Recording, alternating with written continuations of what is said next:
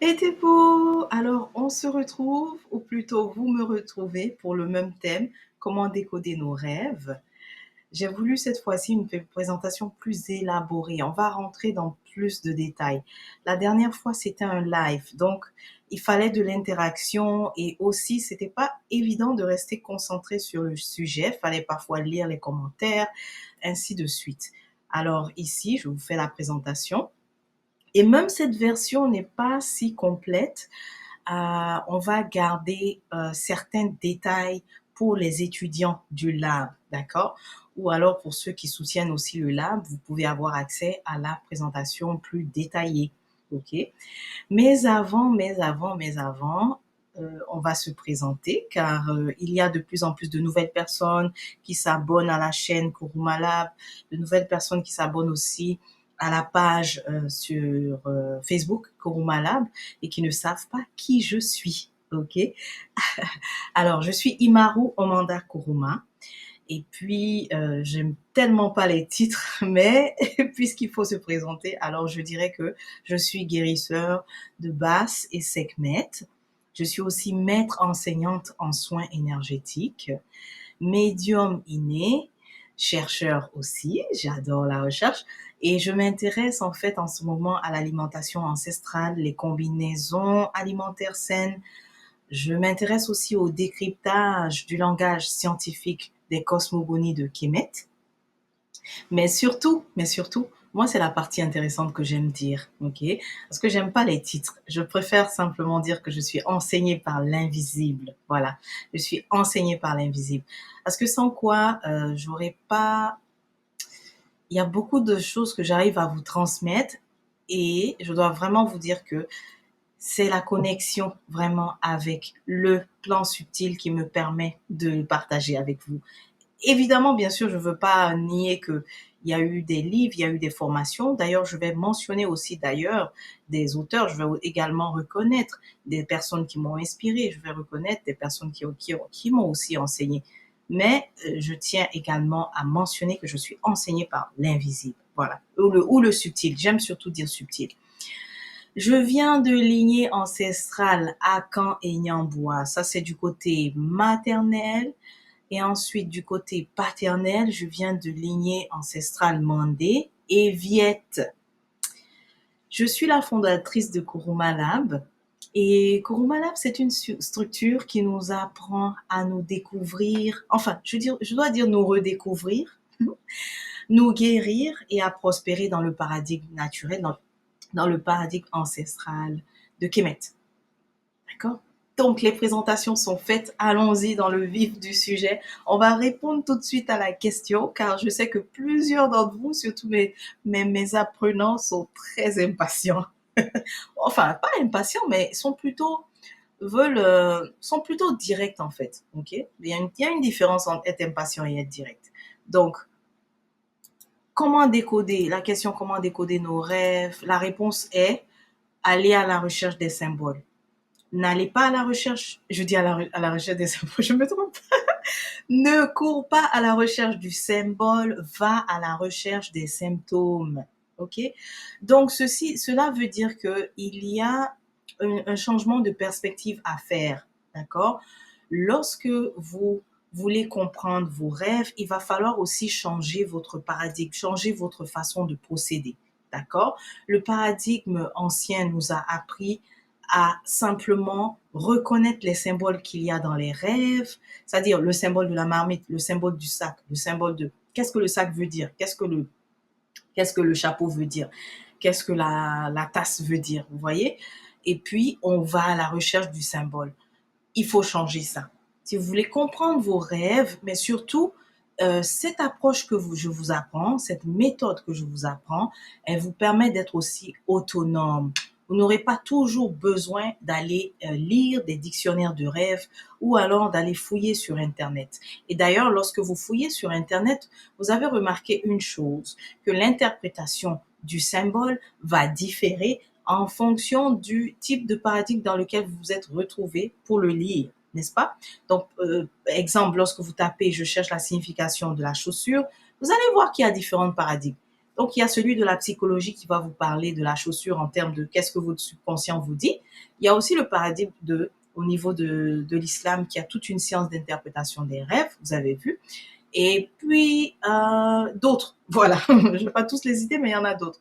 Donc, voilà pourquoi ici, on s'intéresse à comprendre nos rêves à l'intérieur du paradigme endogène, à l'intérieur du paradigme que j'appelle authentique, à l'intérieur du paradigme que j'appelle naturel, c'est-à-dire avec la vision de nos ancêtres. Comment est-ce que nos ancêtres, en fait, comprenaient le plan subtil? Comment est-ce que nos ancêtres comprenaient les mystères? Voilà. Donc, c'est ici. Voilà. Si ce paradigme vous intéresse, vous êtes la bienvenue pour comprendre les rêves. Si c'est d'autres paradigmes qui vous intéressent, eh bien, ignorez la présentation et allez voir ailleurs, tout simplement. OK? D'où nous vient la notion de symptômes? Donc, il faut aller à la recherche des symptômes.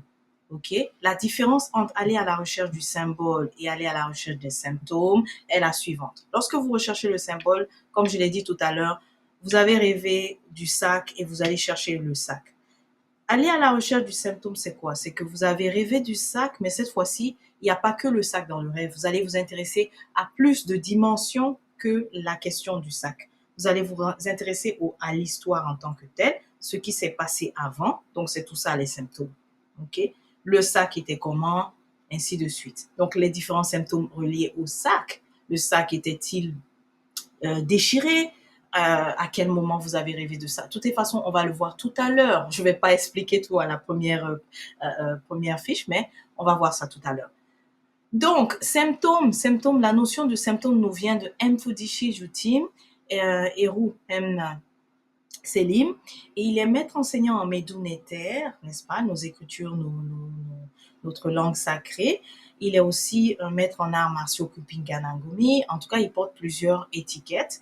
Et la méthodologie qu'il propose pour apprendre les Médounéter, au lieu d'essayer la façon que je dirais cartésienne où il faut mémoriser chaque glyphe, en fait, il dit qu'il faut se réapproprier la pensée de nos ancêtres, n'est-ce pas, qui ont euh, développé le paradigme endogène, qui ont développé le paradigme naturel.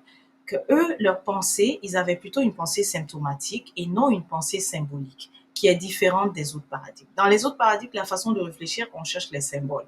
Ok? On veut savoir l'eau, qu'est-ce que l'eau, puis on veut savoir l'eau représente quoi, ainsi de suite.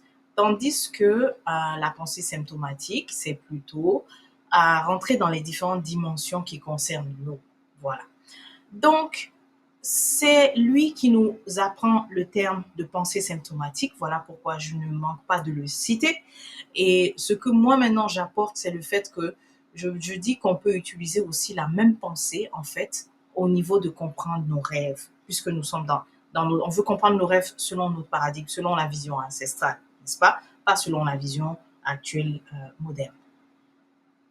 En honorant Mfudishi, je profite aussi pour honorer les autres enseignants, les autres personnes qui sont des modèles, n'est-ce pas, pour moi.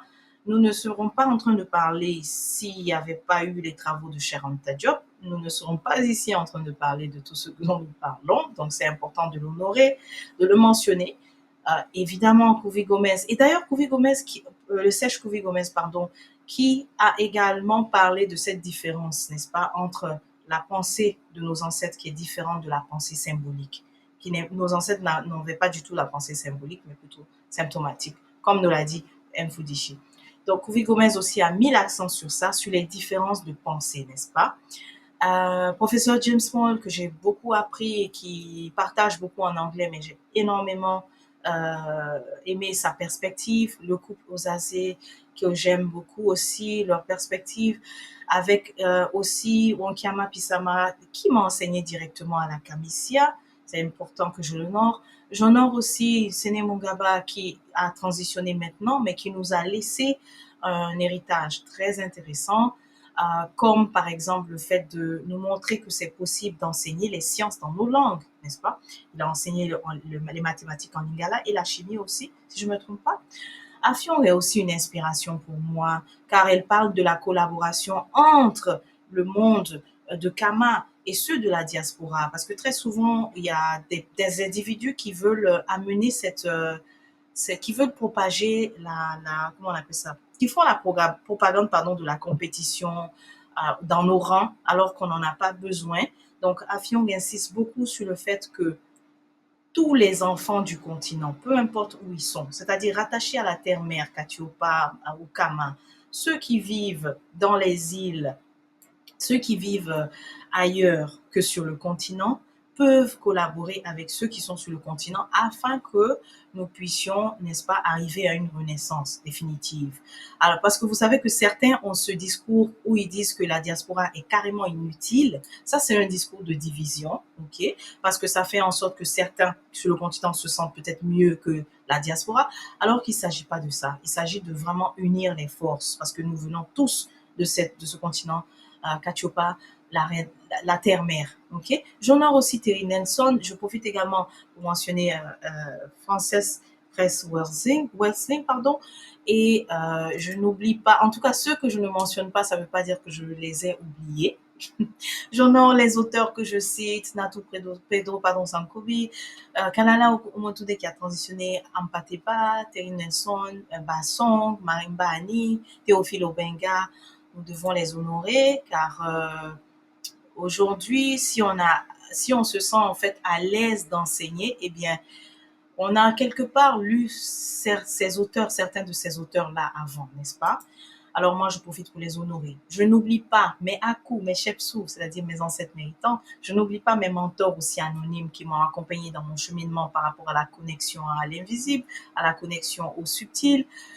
Je mentionne anonyme parce que c'est pas toujours qu'elle veuille, que mes mentors veuillent être, comment on appelle ça, nommés. Mes guides invisibles, n'est-ce pas, ou visibles, mes gardiens Anishinaabe.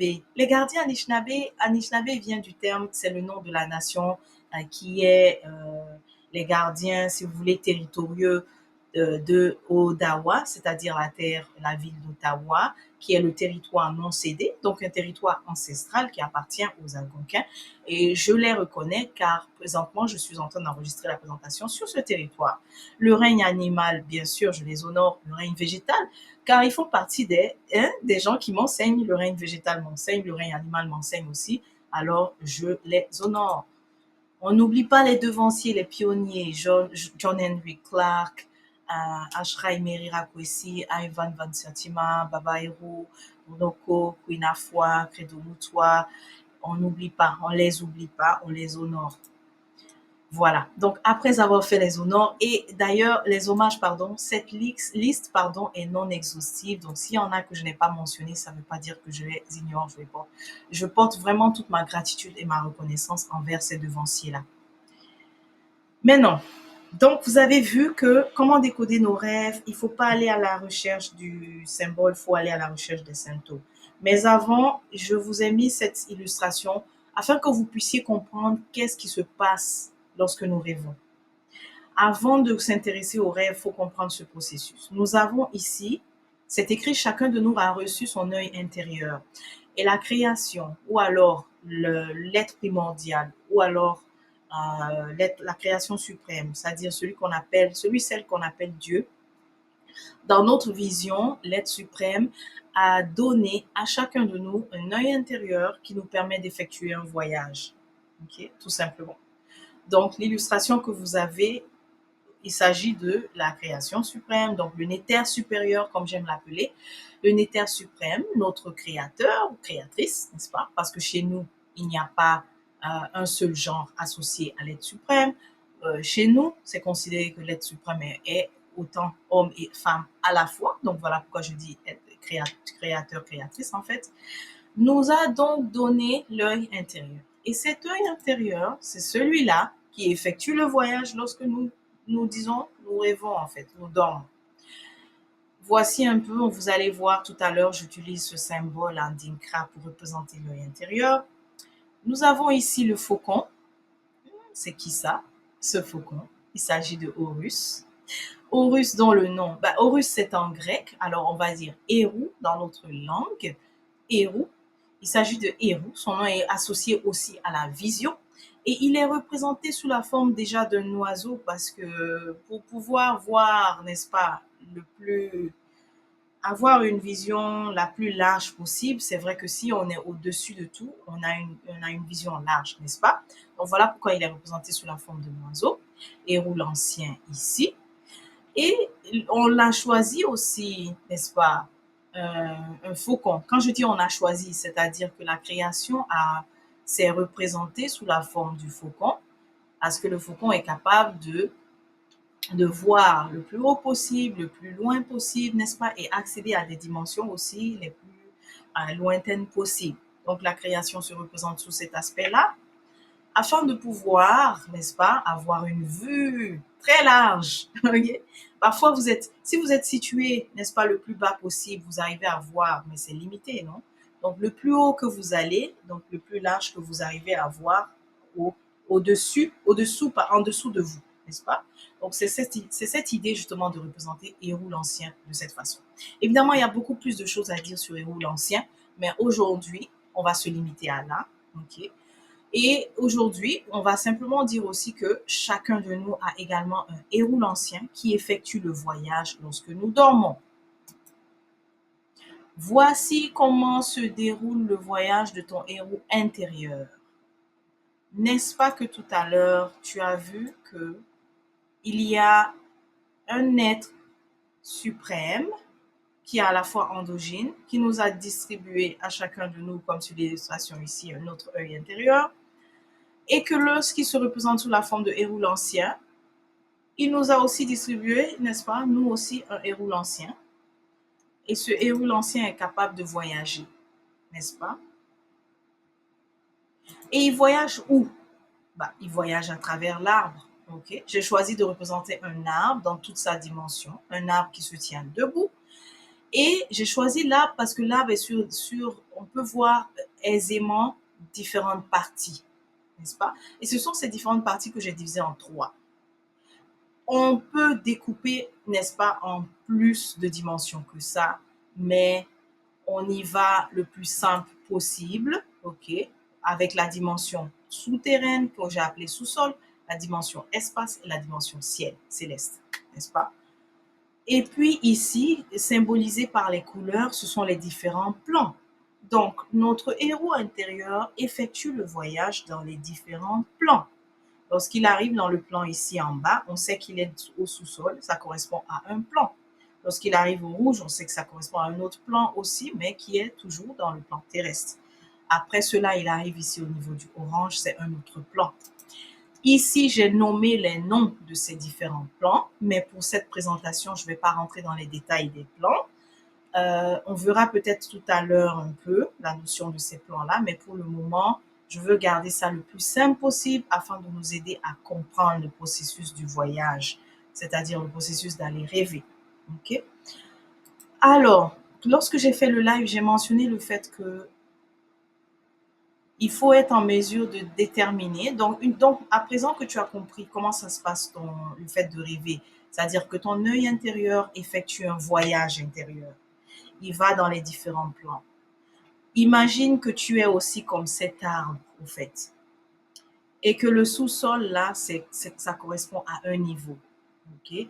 Et je disais même qu'il y a le phénomène de la paralysie du sommeil. Ça se déroule lorsque l'œil intérieur est allé le plus bas possible au sous-sol. C'est là que ça survient. Okay? Et donc, le plus bas qu'on est, alors, on fait certains types de rêves. Le plus haut qu'on est aussi, on fait aussi certains types de rêves. On va le voir tout à l'heure. Maintenant que tu as compris le processus, n'est-ce pas? Tu vois ici, donc l'œil se promène, il peut aller en bas, en haut, il peut aller aussi du côté droit ici. On va faire des rêves plutôt qui sont liés au futur. Il peut aussi aller en arrière, dans le passé. On va faire des rêves qui concernent le passé. Il peut aller très très très haut. Après, tu vois le cercle blanc ici. Et puis, on va dire qu'il fait certains rêves aussi qui sont d'ordre cosmique. Maintenant, avant de décoder le rêve, il faut identifier toujours, un, le contexte personnel, deux, le ressenti personnel. Ok? C'est quoi le contexte personnel? Ah oui. Le contexte personnel, c'est quelle est la situation que tu vis personnellement. Parce que si tu es arrivé de chapeau, une autre personne arrivée de chapeau, le sens, n'est-ce pas, l'histoire ne sera, le message, voilà, le message de ton rêve ne sera pas le même que l'autre personne parce que vous n'avez pas le même contexte personnel. Donc, j'ai pris un bain avant de dormir. J'ai eu une journée chargée en émotions négatives. J'ai fait ce rêve durant la pleine lune. J'ai fait ce rêve durant ma convalescence. J'ai émis un souhait en me couchant. Donc, voici des contextes personnels, vous voyez. Et donc, c'est le contexte personnel qui va beaucoup t'aider à savoir de quoi ton rêve, il parle. Parce que ton contexte personnel influence énormément le voyage. Et même, je l'ai appelé le carburant. Ton contexte personnel est même le carburant de ton œil intérieur. Ok? Si tu as une journée chargée en émotions négatives, ça va donc aussi charger, ça va rendre ton œil intérieur beaucoup plus lourd. Ce qui fait qu'il va aller dans des dimensions les plus basses. Et lorsque tu es au sous-sol, imagine quand tu vas dans une maison, tu vas au sous-sol. Le sous-sol est généralement, si on n'ajoute pas des lumières, il est généralement sombre, n'est-ce pas? Donc tu auras l'impression que tes rêves seront les plus sombres possibles parce que tu es allé trop bas. Et c'est ce qui arrive lorsque ton contexte personnel a fourni du carburant, n'est-ce pas? Lourd, tu vois. Le carburant lourd, ce sont les énergies négatives. Tu vois? Voilà. Si tu as émis un souhait, eh bien, c'est aussi un carburant pour ton œil intérieur qui a tout compris. Quand je dis qu'il a tout compris, c'est il a compris ce que au niveau mental tu recherches et il s'en va te chercher la réponse, n'est-ce pas, en allant dans les différents plans. Donc, ton contexte personnel va beaucoup influencer le message, son rêve. Je pense que là, tu l'as bien compris. Si tu es en convalescence aussi, ah, tu sais que l'œil intérieur a reçu ce carburant donc de la maladie et ça influence également le type de voyage que tu fais. Le ressenti personnel, comment tu te sens au fait? J'avais des émotions fortes quand je faisais ce rêve. Ça semblait négatif dans le rêve, mais je me suis réveillée très apaisée. J'étais heureux dans le rêve, les autres ne l'étaient pas. Tu vois, tout ça, ça va déterminer finalement le sens du rêve. Donc, tu vois que ici, il y a bel et bien des symptômes distincts qu'il va falloir interroger au lieu d'interroger seulement le, le symbole qu'on a vu, au lieu d'interroger seulement l'élément qu'on a vu dans le rêve. OK? Donc, avant de décoder le rêve, identifie toujours, un, le contexte personnel, deux, le ressenti personnel. La troisième chose que tu vas faire, c'est tu vas déterminer le schéma de rêve que tu fais. Et pour déterminer le schéma de rêve, tu as besoin du temps pour cela, parce que tu ne vas pas juste savoir le schéma de rêve que tu fais le jour 1, ça va te prendre plusieurs jours, plusieurs mois pour savoir quel type de rêve que tu fais. Ça va te demander, c'est pour ça que j'ai dit grâce au journal, car le journal de rêve, c'est le fait d'écrire chaque jour les rêves que tu fais, chaque fois les rêves que tu fais. Si tu ne rêves pas tous les jours, c'est pas grave. À chaque fois que tu rêves, tu vas écrire simplement de façon neutre et objective ce que tu as vu durant le voyage. Et lorsque tu l'écris, ça te permet justement au bout d'un certain temps de voir, d'identifier le type de rêve que tu fais. Ah tiens, je fais souvent des rêves reliés à l'eau. Ou alors je fais souvent des rêves de type prémonitoire. Ah tiens, je fais souvent des rêves de type, voilà. Ou alors je vois souvent, tel rêve devient répétitif sous la même forme. Tu vois, c'est ça le schéma de rêve.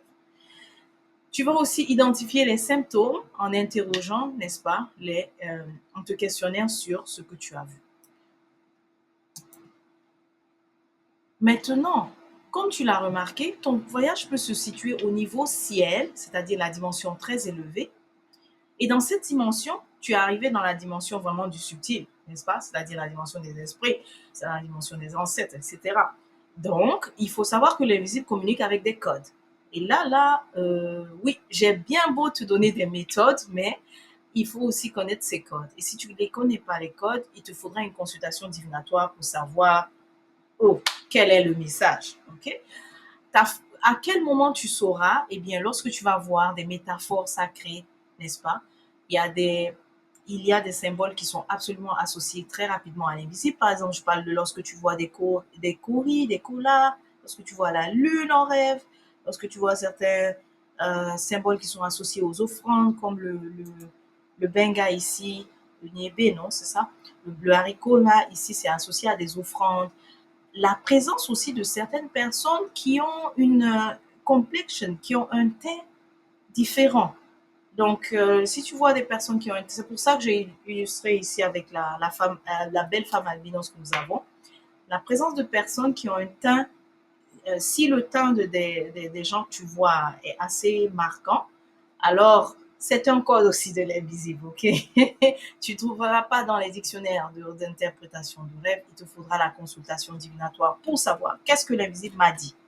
Voilà pourquoi j'insiste beaucoup pour que tu sois en mesure de te dire, tiens, j'étais vraiment ici au niveau de la couronne, j'étais ici, mon œil intérieur a voyagé et il était au niveau céleste, il était en haut là, n'est-ce pas? Et là, quand je suis arrivée au niveau céleste, j'étais arrivée dans la dimension subtile. Alors, j'ai besoin de savoir, le subtil m'a parlé à travers ces codes-là. Ok? Voilà. Maintenant, voici un peu ici comment identifier ton schéma de rêve. Si tu rêves souvent de l'eau, tu vas interroger les symptômes. Est-ce que l'eau est propre? Est-ce que l'eau est sale? Est-ce que l'eau est apaisée ou est agitée? Tu vois? Donc, c'est différent de juste dire j'ai rêvé de l'eau. Quelle est la signification de l'eau? Ah, l'eau, c'est la purification. L'eau, c'est l'intuition. Tu vois? L'eau est-elle propre ou sale? L'eau est-elle apaisée ou agitée? C'est très important. Donc, parce que tu ne peux pas juste dire ça y est, eau égale la purification. Donc, alors que eau sale t'indique il va falloir se purifier davantage parce que jusqu'à ce que tu vois que l'eau est propre, hein. Donc, il va falloir que tu ailles à la recherche d'un rêve où il va falloir que tu fasses tout pour rêver, de faire un autre rêve, pardon, où tu auras de l'eau propre. Ok? J'ai rêvé que je riais hier. Bon, je dis ici, la démarche à faire, c'est d'observer. Observer parce qu'il y a des personnes qui font des rêves prémonitoires à sens inversé. C'est que l'émotion que j'avais, elle était positive, mais dans la manifestation, n'est-ce pas, il se passe que ça se manifeste de façon négative. Donc voilà pourquoi tu vas observer ce qui se passe. Je suis souvent aux mêmes endroits dans les rêves. Eh bien, tu vas écrire cela dans ton journal de rêve et interroger les symptômes. Ok?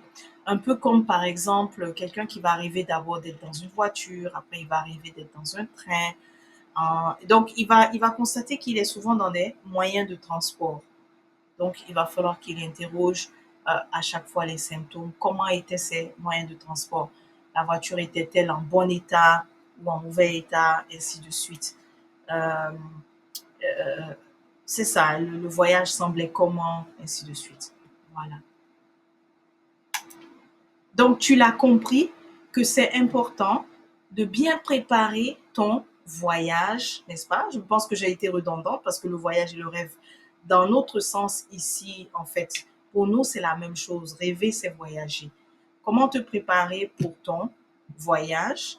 C'est pour ça que je dis que je suis redondante parce que rêver, c'est voyager pour nous ici, selon la vision ancestrale. Tu l'as compris que c'est important de te préparer. Donc, ce que tu vas faire, c'est que tu vas avoir une routine bien établie et tu vas aussi appliquer cela entre 1 heure à 30 minutes avant le sommeil, avant que tu ailles te coucher. Il faut que tu invites le calme, il faut que tu invites la détente, la relaxation dans ta vie, n'est-ce pas? Tu peux aussi te prendre des tisanes pour te rappeler de tes rêves et tu peux visualiser des images inspirantes ou même des images de la géométrie sacrée, ok? Comme des symboles sacrés comme la croix ankh, l'œil de héros. Des symboles comme ça ont je ne vais pas trop détailler, mais on le voit dans les cours, leur impact au fait, ok? Ensuite, contact avec la nature. Donc, si tu veux prendre une marche, c'est intéressant. Si tu veux être au bord de l'eau, c'est intéressant aussi. Si tu veux, en tout cas, être en contact avec la nature, tu sais que ça te permet de te détendre avant d'aller dormir. Et ça constitue du carburant positif. Donc, ça va rendre ton, ton œil intérieur plus léger, qui te permettra de mieux voler et d'aller dans des dimensions plus élevées, n'est-ce pas? Les bains de purification aussi, évidemment, avant d'aller se coucher, ou des bains relaxants tout simplement. Okay? Maintenant, ce qui est à éviter, c'est pour ça que j'ai mis la croix, tout ce qui est contenu sensationnaliste. Donc, de regarder les nouvelles, de regarder la télévision et ses contenus sensationnalistes. Ça contient souvent des subliminaux, des images subliminales, et les images subliminales viennent interférer avec la vision de ton œil intérieur, Et les images subliminales, tu ne les remarques pas, mais elles sont vraiment souvent présentes à la télévision. Et elles ne s'adressent pas directement à toi, elles s'adressent directement à la dimension de toi. Donc, tu n'es pas conscient tout de suite, tu vois. Donc, c'est pour ça qu'il faut éviter simplement de regarder les contenus sensationnalistes avant d'aller se coucher. Les repas lourds, évidemment, ça va alourdir ton œil intérieur, dans le sens que tu as aussi un deuxième cerveau qui est situé dans le ventre. Et ce cerveau-là, lorsqu'il est en train de rouler très lentement, c'est-à-dire que la digestion est difficile, il envoie des signaux au premier cerveau. Okay? Donc, on a véritablement deux intelligences. L'intelligence du ventre et l'intelligence au niveau de la tête. Lorsque le repas a été lourd, que c'est très lourd, il envoie des signaux à la tête. Voilà. Alors, donc, ce genre de signaux, c'est parfois inutile. Alors, quand je dis inutile, c'est qu'il envoie des images qui vont aussi interférer avec toi, le genre d'image que tu voudrais voir quand tu voyages. La viande de bœuf aussi, c'est bon d'éviter 1 heure à 30 minutes avant le sommeil. Déjà, c'est bon aussi d'éviter de manger vraiment lourd avant le sommeil. OK? Maintenant, il y a des codes importants qui s'appliquent à la majorité de nos rêves, il faut le savoir. Exemple, les personnes familières. Parfois, on va voir des personnes qu'on connaît dans le rêve. Personnes connues, personnes inconnues. Esprits qui prennent une apparence connue. Oui, donc il faut le savoir. Parfois, nous voyons des esprits dans nos voyages. Ils prennent simplement l'apparence de gens que nous connaissons. Okay? Il y a des façons de reconnaître cela. Ben, on le veut, enfin, je ne vais pas ici élaborer parce que c'est une présentation publique, mais les étudiants du lab, on pourra en parler. Les animaux, ils ont des codes. On va voir les codes un peu tout à l'heure. Il y a des codes pour reconnaître et comprendre rapidement à quel plan l'animal se situe et ainsi on comprend très rapidement le rêve. Donc, on a vu la première méthode qui consiste à aller à la recherche du symbole. Maintenant, est-ce que c'est la seule manière? Non, il y a aussi ceux qui ont entendu parler des 9 principes de Djibouti, ceux qui ont entendu parler des lois universelles. C'est très utile. Les lois universelles ou les principes universels ou les actions de Djibouti, c'est une base très intéressante. Lorsqu'on vous parle du Kybalion, eh bien, il s'agit aussi de ces 9 principes qui sont transmis dans ce livre qu'on appelle le Kybalion. Lorsqu'on vous dit que Hermès Trismégiste a, si vous voulez, transmis ces lois, eh bien, il s'agit en réalité de Djibouti, 3 fois grand, n'est-ce pas? Il s'agit en réalité de lui, Thoth, qu'ils ont appelé Thoth en grec, qui a transmis ces lois. Mais les lois, elles ne sont pas juste à apprendre au niveau théorique. C'est que si vous les connaissez, et que vous commencez à voir où est-ce que les lois s'appliquent, eh bien, vous allez voir qu'il y a beaucoup de mystères que vous allez commencer à comprendre. Vous allez mieux comprendre le plan subtil et mieux comprendre certains mystères de la nature. OK? Juste à travers les principes. OK? Aujourd'hui, on va simplement prendre le principe de correspondance. OK? L'arbre que vous avez vu tout à l'heure avec les différents plans, ça correspond à quoi? Ça correspond à nos haritou. Donc, nous avons vu l'arbre ici, sur lequel l'arbre ici qui s'étend sur différents plans, égale à nos haritou. C'est quoi nos haritou? C'est ce qu'on appelle les chakras. Vous voyez? Donc, les chakras, ce sont nos centres énergétiques. Nos centres énergétiques correspondent aussi à des plans. OK? Alors, égal à ça, autant chez l'homme que chez la femme. Vous voyez? Donc, principe de correspondance. Avec seulement le principe de correspondance, vous pourrez comprendre beaucoup de choses. Beaucoup de choses, n'est-ce pas? Sur vos rêves. Donc, Djibouti nous a livré les clés. Si on applique le principe de correspondance, ok, on y va maintenant dans le premier plan, le plan racine. Ok. Si on va dans le plan racine, d'abord, je vais vous expliquer quelle est la façon. Je pense que j'ai manqué de vous expliquer la façon de comprendre nos rêves à travers le principe de correspondance. Avec le principe de correspondance, ce que vous faites, c'est quoi? C'est que vous savez que l'arbre ici, extérieur, correspond à notre arbre intérieur. Notre arbre intérieur, ce sont nos haritos, n'est-ce pas? Et si on parle de nos haritos, ça veut dire qu'il y a il y a 7 plans principaux. Évidemment, il y a plus que cela, mais on va se limiter aux 7 plans principaux. OK? Et donc, dans un plan, OK, il faut vous dire que considérez un plan comme un grand ensemble. OK? Et que quand nous avons un grand ensemble, vous allez donc aller par la règle d'association. OK? Donc, exemple, si je dis cuisine, vous n'allez pas me dire moteur de véhicule. Ça ne rentre pas dans la cuisine, n'est-ce pas? Donc, si je vous dis cuisine, vous allez dire cuillère. Ça rentre dans la cuisine, n'est-ce pas? Si je vous dis cuisine, vous allez me dire fourchette, marmite. Donc, voici la méthode d'association que vous allez utiliser pour comprendre aussi vos rêves à partir du principe de correspondance. Donc, si on arrive, commençons par le plan racine. Le plan racine, en 2 mots, sécurité et stabilité. C'est lui qui assure sécurité et stabilité. Donc, si je vous dis sécurité et stabilité, à quoi vous pensez? Par quoi vous allez représenter? Donc, qu'est-ce qui va rentrer dans cette grande famille de sécurité et stabilité? Est-ce qu'on peut représenter une maison? Oui, la maison nous assure quoi? Un toit. Et sous le toit, nous sommes en sécurité des intempéries. La maison nous assure aussi une certaine stabilité. Lorsqu'on va, on se promène toute la journée, on a au moins quelque part où revenir, où rester. Donc, sécurité et stabilité. Donc, est-ce que c'est correct si je mets la maison dans la grande famille de la racine, sécurité, stabilité? Oui. Ensuite, si je mets le gros fauteuil ici, sur lequel on s'assoit, lorsqu'on s'assoit, on est assis, on a quoi? On a une stabilité. Quand tu es assis, tu ne peux pas tomber à moins que ta chaise soit peut-être défectueuse, n'est-ce pas? Donc, ça te permet une stabilité. D'ailleurs, la chaise, c'est l'assise, non? Et l'assise, qui dit assise, dit siège, n'est-ce pas? Qui dit siège, dit trône. Bref, je ne peux pas m'empêcher de ne pas faire le clin d'œil à Aceta, qui a donné son nom au siège.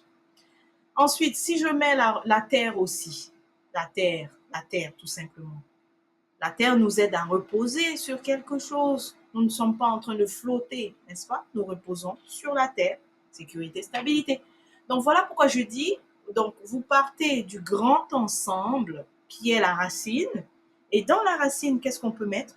Voici les différents éléments. Vous voyez? Donc je suis sûre qu'à présent, même en m'écoutant, il y a d'autres éléments que vous avez trouvés qui vont rentrer dans la grande famille sécurité, stabilité, c'est-à-dire la racine. Parce qu'il n'y a pas que la maison, le siège, n'est-ce pas? Vous avez la terre, il y a d'autres éléments. Et du coup, tous les rêves que vous allez faire où il y a des structures, il y a aussi des animaux qui sont associés à l'élémentaire. Vous aurez compris que on est dans le rêve est en train de nous parler de la sécurité stabilité. N'est-ce pas? Vous voyez? Très bien. Maintenant, n'oubliez pas que vous pouvez par la suite rajouter la notion aussi de contexte personnel, n'est-ce pas? Le contexte personnel, parce que oui, on va rêver de la maison, mais peut-être que la maison sera dans un état, par exemple, défectueux, une vieille maison, une nouvelle maison, vous voyez? Donc, ça serait intéressant aussi d'interroger le symptôme. Mais au moins, vous savez déjà le thème. Vous connaissez déjà le thème à travers l'association, la règle de l'association. OK? Voilà.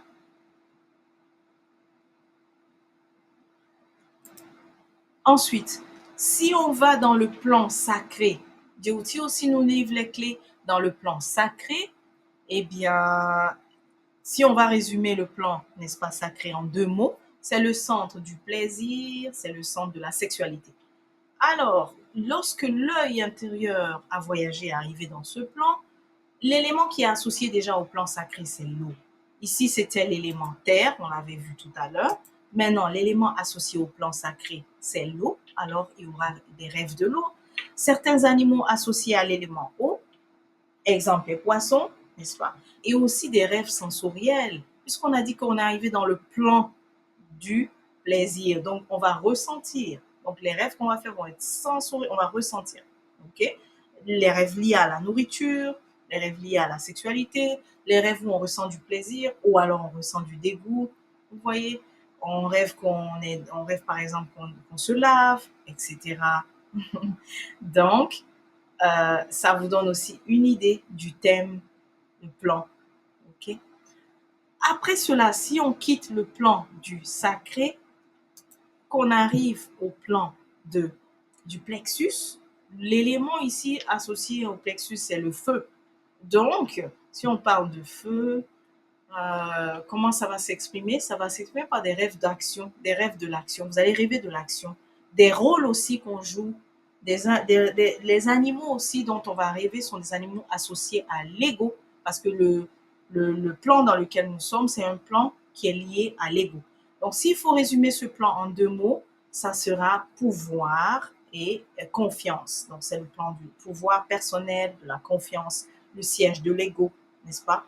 Alors, comme il s'agit du siège de l'ego, lorsqu'on a un ego, on a un ego, n'est-ce pas, positif, on est en action, n'est-ce pas? On a la force d'agir, on a la force de faire certaines choses. Donc, beaucoup de rêves associés au mouvement, à l'action. J'ai mis aussi les lances parce que parfois, si on se bat, etc. OK? Si on est poursuivi, c'est pour ça qu'on a aussi cette image ici de plusieurs personnes, ainsi de suite. Ensuite, nous avons le plan suivant, c'est celui du cœur, le plan astral. Celui-là, je ne vais pas trop développer parce qu'il y a beaucoup à dire, étant donné que c'est un pont entre les deux dimensions, celle du haut et celle du bas. Tout ce que je peux dire, c'est que ici, les rêves sont plutôt télépathiques, puisqu'on est arrivé au niveau du cœur.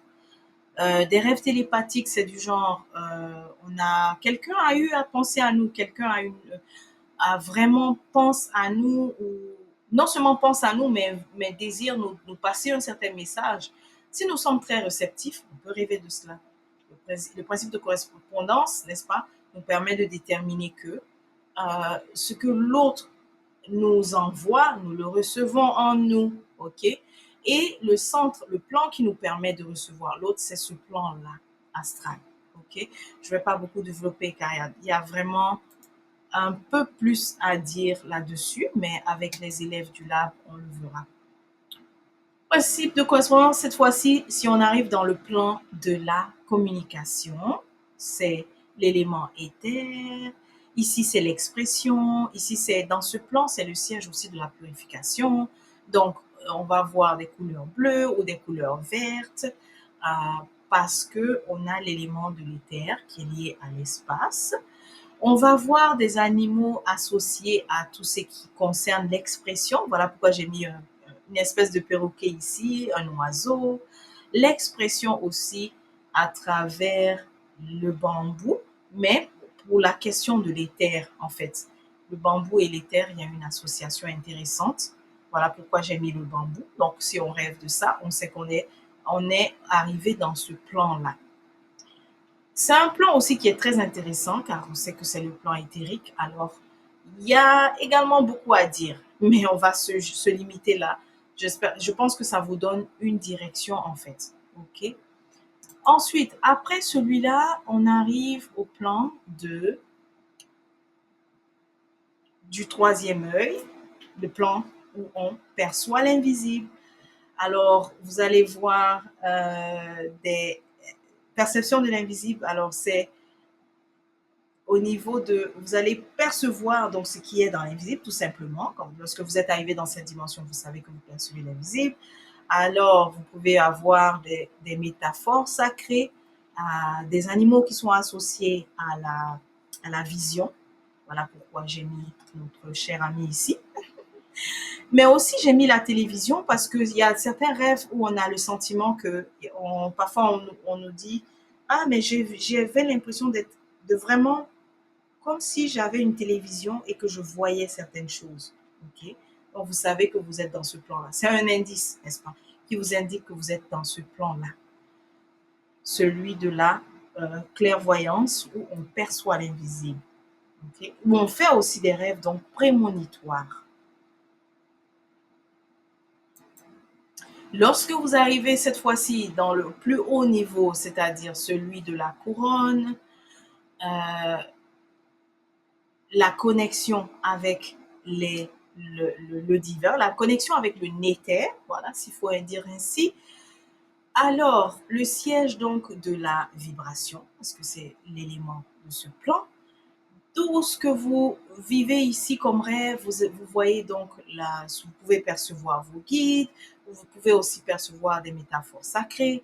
C'est des contacts que j'appelle cosmiques. Donc, vous pouvez avoir contact avec les êtres cosmiques. Vous pouvez aussi vivre ce qu'on appelle des initiations dans ce plan-là. Vous voyez? Donc, au niveau supérieur, au niveau céleste, c'est ce qui se passe. OK? Donc, on vient de voir, je vais revenir ici, voilà, que Jyoti nous livre des clés à travers le principe de correspondance. Vous pouvez simplement réaliser que les différents plans et leurs thèmes vous permettent de déterminer les éléments, n'est-ce pas, qui s'apparentent, qui peuvent rentrer dans une catégorie, comme par exemple si on est dans le plan céleste ici, il s'agit de notre couronne, n'est-ce pas, au-dessus. Donc au-dessus, comme c'est la connexion avec le néther, eh bien, on sait que cette connexion-là nous protège. Voilà pourquoi j'ai mis une couronne ici. Voilà pourquoi j'ai mis un chapeau ici. OK? Donc, vous pouvez donc continuer cette démarche de votre côté à travers le principe de correspondance. OK? Voilà. Donc, on a vu deux façons de décoder nos rêves et deux façons dont nous pouvons, comment on appelle ça, utiliser c'est-à-dire si vous utilisez le principe de correspondance, n'oubliez pas d'utiliser aussi votre contexte personnel et votre ressenti personnel afin de pouvoir décoder le rêve. Voilà. Donc, on va s'arrêter là. J'espère que ça vous a donné de bonnes indications. N'hésitez pas à commenter pour nous dire comment est-ce que vous avez appliqué tout ce que vous venez de voir. Donc, on se dit à la prochaine et d'ici là, portez-vous bien. Et c'est pour